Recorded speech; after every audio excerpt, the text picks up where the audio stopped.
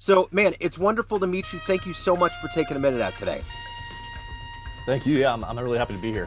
Yeah. So, I want to start before we get in to who you are and what you're doing. I know you're a coffee entrepreneur, so I got a quick story for you. All right. I saw my first massive comedy stand-up routine the other day. Seinfeld came to town with Gaffigan, Oh, and wow. it was in downtown Kansas City. And as we mentioned before we got on, you were born. We were born in the same hospital of all places. We have never met each other. It's one of those like magic trick things. Have you ever met me? No, I've never met you, but we were born in the same place. Yep. So so anyway, he's up there. Seinfeld's doing his thing, and at one point he said, we need to stop with the cup of coffee in the morning because after that everything goes downhill. The best part of your day's coffee. It's going to motivate you. It tastes wonderful. It's the perfect way. You're ready to go out into the world and then everything unfolds. But it was such a great bit and I was thinking about that and I've thought about that ever since. When you have that coffee, it's like every sin is washed away. Everything's fine. It's so true. I mean, I can't tell you how many jobs I've had where I've just like, I've got to get a coffee. I have to get out of here right now. It's like a savior for me sometimes. Do you know what Yeah. I mean? Like if I just can go do this, I can chill out. I won't tell somebody off. I'll be able to walk away. You know what I mean? Uh-huh. It's a Yeah. close friend for sure. It certainly is. So let's begin our journey into your story by asking you this. We're in a new year, so to speak, but we all lived through this pandemic, which was quite tumultuous. How much of living and surviving that time period has sent ripples into how you live and your work today? Yeah. Oh man. In the pandemic, I was a corporate person. I was managing 55 people across two businesses. We all went remote. It was wild. My daughter was home from school. I was trying to teach her in between Zoom meetings. But what I really got out of that is I really realized that I was kind of going down the path that we were always told to go down, the ladder climbing, own the world type situation. And I just didn't want it. I just didn't want to do that. I'm good at it, and I'm still in many ways doing it, but I put some guardrails up. I want to see my daughter grow up. I mean, that was having our daughter was the best thing in the world for us. So essentially the pandemic really kind of helped me refocus. I wouldn't say it made my life easier because when you go off of the beaten path, it actually gets a little harder and you have to find ways to make money or find ways to do what you're trying to do. But in that time period, I realized that I wanted to build something. I want to have something that I can maybe in my 50s or 60s really get into. And I really wanted to teach my daughter what I know through an actual tangible thing, which is this coffee business. So I'm able to like bring her along and not in a, oh, you're forced to be in here 8 hours a day, but here, let me show you this cool thing. Or hey, how would you like to do this? And we talk about it a lot. So all that came out of the pandemic. It's interesting. That's the interesting thing about being a parent is you realize pretty quick that you can say anything and everything that you want to your kids, but they are going to follow what you do. They are hawks and they tune in, and I've realized that very intimately. And that's the beauty of it because everything that you do by osmosis, they're going to get. And it's going to come out in mysterious ways, which makes you question whether it's nature or nurture sometimes when you see them develop, right? For sure, yeah. I just need to make sure I don't bring up anything up until about 33 years old and I'll be okay. Right. See, Otherwise, that's it. You got the perfect playbook for a politician. yeah, exactly. Yeah. So let's get to the heart and soul of what you do on a daily basis. I'm going to put you in front of a bunch of grade school kids. Let's say third graders, it's career day, and one of the kids in the back of the room is like, "Hey, what do you do for a living?" How do you answer them? Well, I do multiple things for a living. So I have what I would call my day job, which is essentially a marketing agency where I help small businesses sell their products better, make videos. So last week, for example, third graders, I was out in the desert in Utah with some very hardcore Jeepers, and I was filming 3 months of video content for their social media channels, Wow. which was amazing. Yeah. Um, then when I get home from work, I do a couple hours of family time, and then when everybody starts getting tired and going to sleep, that's when I really work on our coffee company. So that's making more social media videos. It's reaching out to people who are selling our products. Sometimes it's designing new products. But from the third grade mindset, it's fun. It's a lot of art. It's a lot of communication with people. If you're into videos, like you kids like to watch videos, then obviously you probably like to make videos. So I get to play a lot, and I've always kind of followed my passion to make sure that there's fun because work is work and it's always going to suck. But if you're at least having fun throughout a lot of it, it's not too bad. And those kids are going to love you. They're going to be like, man, I want to do what this dude's got. So, Yeah. Well, I remember when I was a kid about that same age, I went to school with BJ Thomas's daughter. I don't know if you remember that guy, but he sang like Raindrops Keep Falling on My Head. yeah. And we went to grade school together. And I remember career day came along, and my mom was a graphic designer. My mom was very personable and talented. And I was like, oh, I'm going to kill this career day thing.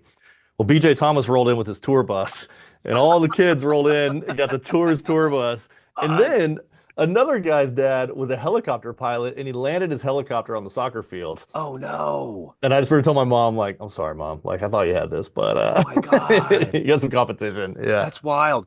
My day job is as an IT technician, and I'll do kind of part-time PR for a school district. And the Oh, weather cool. guy last year landed in the back of the school, and those kids, it was like the Beatles came to town. Man, they were Totally. just absolutely ecstatic. It was But cool. I love sports. I'm a sports guy, and I remember when I was in junior high, a guy walked in the room that was a former professional athlete. I can't remember who he was, but he literally walked in the room. It was quiet as it could be. You could hear a pin drop. He picked up a marker and put 0.00034 whatever. And he said, "What does that number mean to you guys?" And we're all like, "I don't know." And he was like, "That's the chance of you and anybody that you know will ever make it into a major league sport." And we were like, Wow. "Wow." Dreams crushed that day. Man, we were just like, all right, we better type good in typing class. We better figure this Totally. out. Totally. It was wild. So, how did these foundational seeds of being an entrepreneur, of being creative, of having the day job and a side gig, how do all of these things get planted and get harvested into who you are? Yeah, so I think the entrepreneur thing is just like kind of in you. You're either, I'm not afraid of risk. I wasn't afraid of risk when I was a kid riding a bike. I wasn't afraid of risk playing sports, and I definitely wasn't afraid of risk like when it came to starting my own thing. I was lucky to be in the presence of young people doing cool things. I just happened to know a kid who, like in high school, started his own skate shop, and I hung out there, and I was like, man, if this dude could do it, he's not that much smarter than me. Like, I could probably do it. Yeah. And I just kind of always, found somebody and thought, and I was able to break down what they're doing. I think that's actually what kind of helps me in marketing is I'm able to look at a company and be like, okay, here's what they're doing well, and here's what they're not doing well. So if I want to put the work in, I do everything that they're already doing well, and then I sneak in the stuff that I'm seeing that they're not doing well.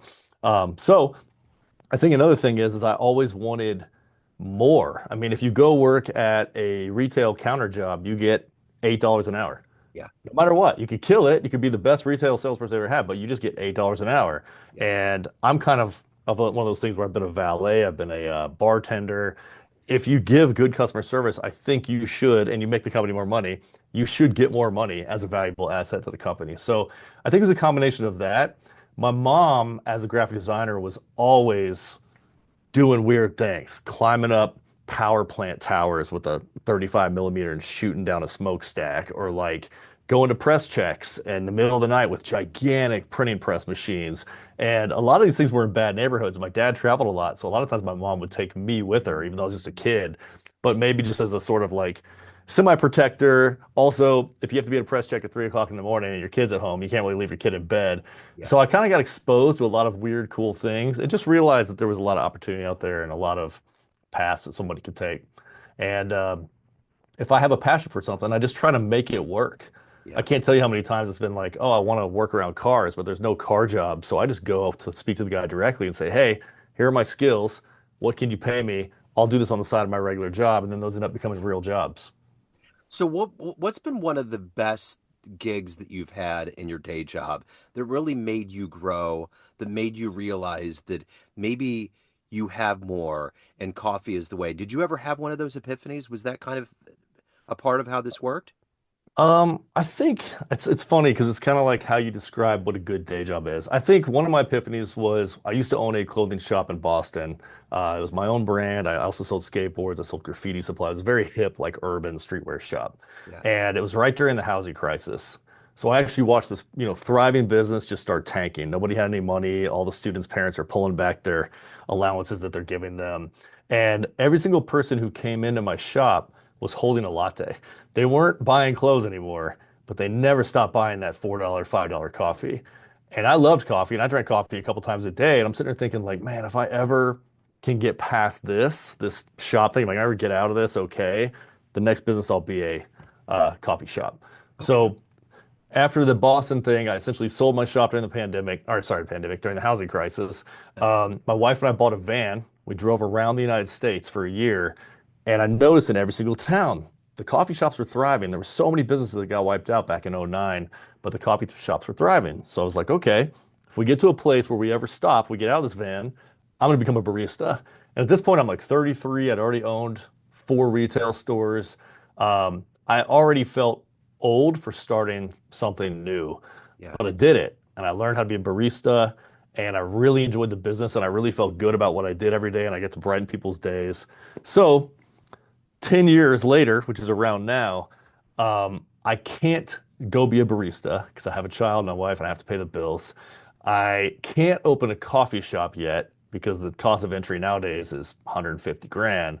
Yeah. So I wanted to essentially get my foot in the door, start working with roasters, start developing our own flavor profile. My best friend and I did it together. So we pooled our money, we made French presses, and we started online. And I've been in online jobs for major corporations for the past 10 years. So that part wasn't scary for me. Yeah. Um, but ultimately, I am still working towards someday having that coffee shop.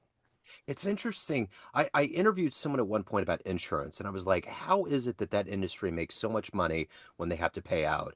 And he was talking about just that monthly thing.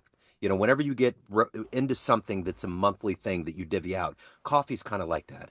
People have this relationship, right? And it's Yeah, not like an totally. exclusive membership because you can hop around, but people always have this relationship. All right, that coffee shop's open, or I really like that, or I want this today. It's like it is almost like a membership, and people are going to always want that cup.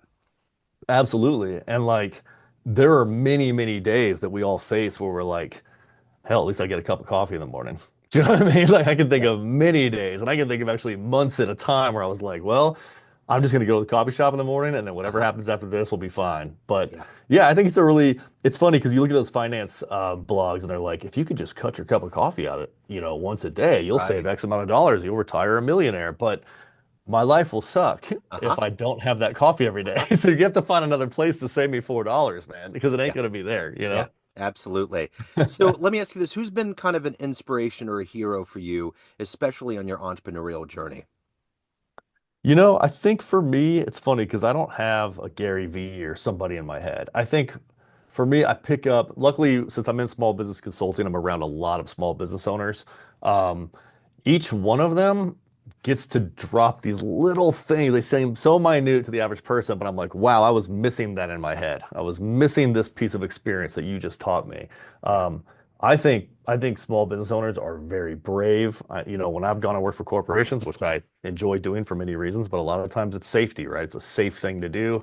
Hmm. Um, these guys are out there every single day trying to figure out a new way to get a customer in the door with no budget, et cetera, Yeah. et cetera. So, yeah, I will say that, I worked for a company, it was a Berkshire Hathaway furniture company called RC Willey, and I met he wasn't the founder, he was the son of the founder, sorry, son-in-law of the founder, who took this business from 1934, I believe, where they were delivering washers and dryers via an old red truck to farm people to a multi-billion dollar corporation that sold to Berkshire Hathaway. Wow. And meeting him, this guy who was like a school teacher and somehow just figured all this out and figured out in his lifetime and took it out of debt and created this very like thriving thing. I actually was like a little starstruck. I was a little bit like, whoa, like who are you, dude? How did you do this? Yeah. So yeah, maybe I'll say that him, one person, Bill Yeah. Child. Yeah. Absolutely. Yeah. So what is the motivator for you every day to balance this life between you got your day job, you have your passion with your coffee, but you also are a human being with a family and you have to evolve yourself. What is that collective energy and passion to do all of it at the best of your ability? Yeah, I think I don't have too many distractions in life. Like a lot of people, and I don't mean that in a bad way, but if you're into sports like you are, you might need that 2.5 hours to watch football on a Saturday or whatever, right? Yeah. Or I have friends who like to play sports all the time. They would go play pickleball. They would do this. My interest is like cracking the code and figuring out how to like build businesses. Like that's actually what I like to do. So whether or not I have my own business, there's been many nights where I'm just like taking LinkedIn courses, like trying to learn how does this work? Or I'm just going down these rabbit holes. I don't watch TV or movies in the same way as other people. If I Yeah. do, it's more about like how do I learn how to do something or how do I see a biography of someone who did something impressive. So I'm not saying that's the way anybody should be. It's just how I'm Right. wired. Sure. But since I am wired that way, what it allows me to do is it just keeps me hungry. So I'm very cautious with. I make sure I give my day job the exact amount of time, sometimes more if it takes it, to keep that person successful because I believe in my word. I have to be a good family member. I've learned that by letting the scales of work and family get out of whack, and you Yeah. don't want to lose the family, so you got to always keep the work in check. I think what I also do is I don't require too much sleep. I sleep Yeah. about 5, 6 hours a night, so a lot of times my family starts winding down 10:30 or so. I still have a couple hours left in me. Yeah. Um, but yeah, I just think we're all wired different, and that's how I'm wired. I was gonna say unfortunately, but I'm not unhappy. Yeah, It's no, just I how I'm dig it. wired. Yeah, Yeah, totally. yeah. Let me ask you this. Let's say if you have a dream tonight, you run into a younger version of you, 18 years old. You can give that version of you a piece of advice based on this life you've lived, the wisdom you've accumulated. What advice would you give your younger self? Oh man, that's a good question because I will be giving that advice to my daughter at some point. Yep. I am really split on that. I have had a very interesting, cool life, and I've gone a lot of directions, you know what I mean? At the same time, it's never been easy, and that's because I've gone a lot of directions. My entire path has just been this windy road. I mean, I owned two vintage clothing shops, two streetwear shops. I worked my way up to CMO over an international company. I've been fired twice, which was crazy for me because I'm too hard of a worker to get fired. So those were very difficult moments for me. Yeah. I've owned multiple agencies. None of it's been easy, and I don't know if I would tell my daughter or my 18-year-old self like, "Hey, go be boring for like 15, 20 years, but Yeah. then you'll make enough money to cash out and you can do your thing, or go have this interesting life."